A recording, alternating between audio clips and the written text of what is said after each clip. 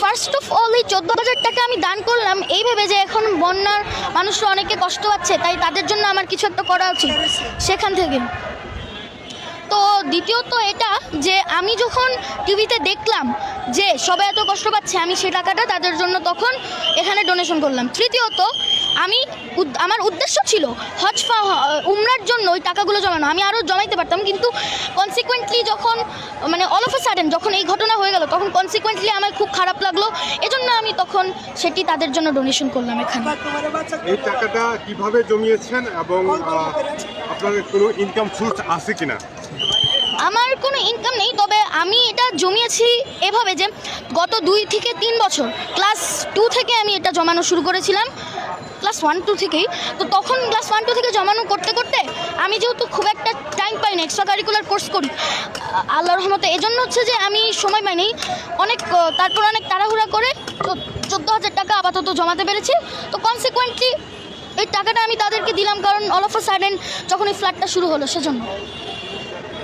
আপনার পরিচয়টা আবার দিবেন? আমার পরিচয় দিচ্ছি। আচ্ছা, আমার পরিচয় হচ্ছে, আমার নাম শাহিদ কাউসারুল আনোয়ার। আমি উদয়ন উচ্চ মাধ্যমিক বিদ্যালয়ের 4র্থ শ্রেণীর একজন শিক্ষার্থী। আবার একটু পিছনে যেতে চাই, তাহলে কি আমরা মনে করবো যে আপনার টিফিনের টাকা জমিয়েছেন, জমানো টাকাই এখানে দান করলেন? আমার টিফিনের জমানো টাকা না, আমার হচ্ছে যে বাসা থেকে মাঝে মাঝে আমি টাকা নিতাম, তো ওই টাকাটা একটু একটু করে 10-20 টাকা 100-200 টাকা জমাতে জমাতে এরকম হয়ে গেছে।